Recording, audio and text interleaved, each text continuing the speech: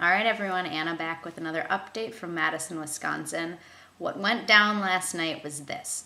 The Republican Senate caucus held a joint committee meeting on this new bill. They gave 2 hours notice on this bill. According to J.B. Van Hollen, who is the current Republican Attorney General of Wisconsin, you have to give 24 hours notice if you're going to hold a joint committee meeting. They did not do that. As they were passing this bill for a vote, as they were discussing this bill, Representative Barca, who is one of the Democratic Assembly members, was reading off the law and saying, this is law, this is not a rule, you are breaking the law, this is illegal, and they passed it anyway. He is currently filing a complaint against them for breaking the law, and you can contact J.B. Van Hollen's office. I will link you to the information for that.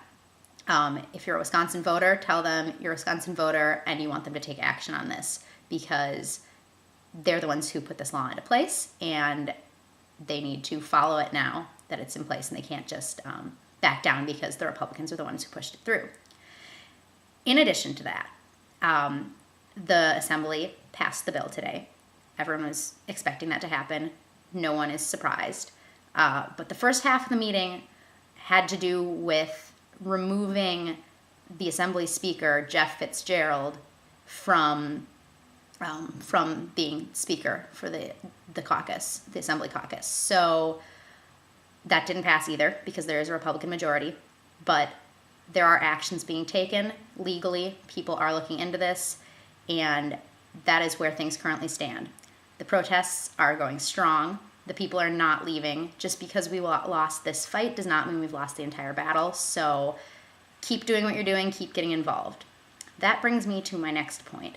Now, as I said in my last video, the protests were kind of starting to die down. That wasn't because people's interest in the issues were dying down. It's because going and marching on the Capitol day after day after day isn't doing any good. They're not listening, and it's not productive. It's great because it brings the community together. I'm not speaking poorly of the protests at all. I think that they're amazing, and I love going there in order to get some inspiration, meet some cool people, get empowered, just feel good about the way the people of Wisconsin are waking up and taking action. But it's time to start thinking about more long-term goals, because as I said last night, this isn't going to end with this bill. This isn't going to end with this current action being taken, and it's not going to end with Wisconsin. This is the start of a national movement. People want reform. They're waking up. They want things to change, and we need to keep that going if we want to see some real changes happening here. So the real question is, what's the next step? Because it's great. There's people, there's lawyers, there's politicians who are starting to wake up and who are taking action on the legal matters. They've got that under control. There are activists who are organizing rallies, who are organizing websites that you can donate to and making sure that the movement continues. But personally, that's not where my interest lies. That's not what I'm good at. I'll donate, I'll do my part, and I'll go down to the Capitol, but I really was feeling like I needed to find my place in this movement and what I need to be doing in order to keep this going.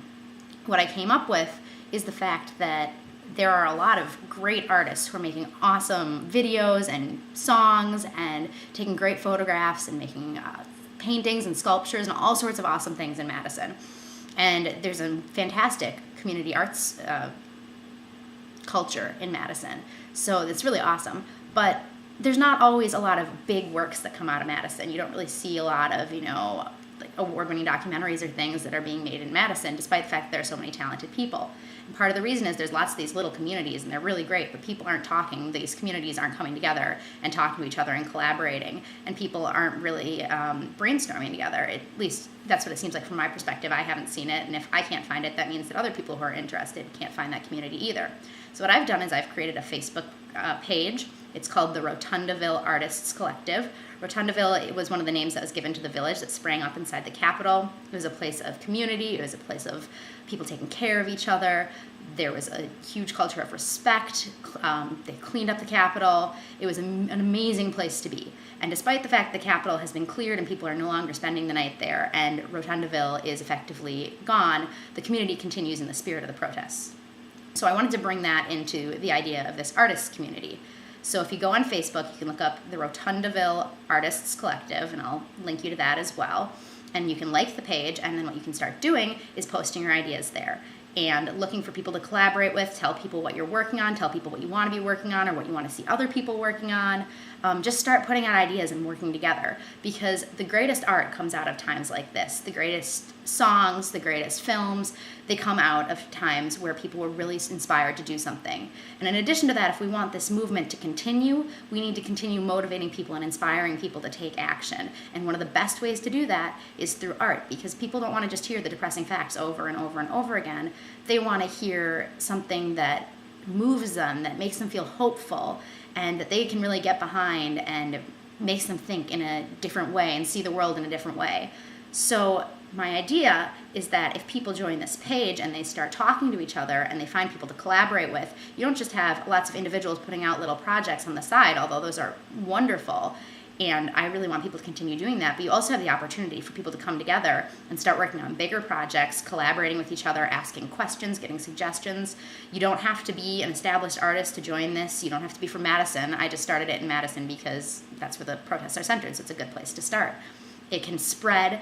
I'd love to see this become a bigger site, a bigger movement.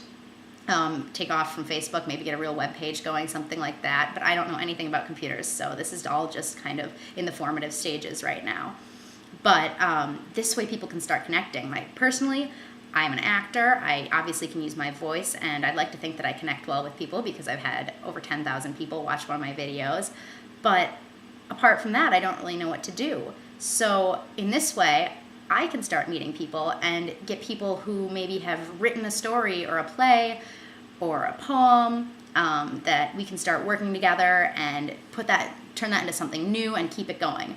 I have to give credit to Joseph Gordon-Levitt's project Hit Record, which I will link you to as well, because that was one of my major inspirations for this. That's an online community of artists, and I think what they're doing is amazing. So this is kind of in the similar spirit, but instead of just uploading them online and playing around with them, I want to see people meeting together. I want to see them, sharing ideas, sharing equipment, working together, and really collaborating.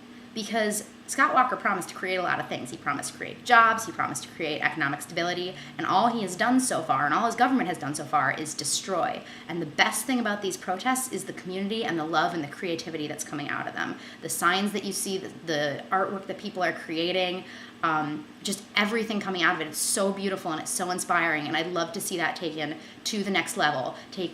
Not just see it on the streets when you're down there at the Capitol, but see it everywhere and see it taking a national face and really giving a distinct image to this movement and getting people motivated to take action. So if you're interested, go like the Facebook page and start posting, start talking to people. People are already starting to put ideas out there, and this page has been online for less than a day. So get involved, create, keep this nonviolent, keep it beautiful, and let's make something good come out of all of this darkness and all the horrible things that are happening right now, because that is how we're going to overcome this, and that is how we are going to win this battle, not just in Wisconsin, but on a national level as well. So thank you for listening. Continue tuning in and continue getting out there and doing your own thing and fighting your fight, because this is really important and we can make a difference. All right, goodbye.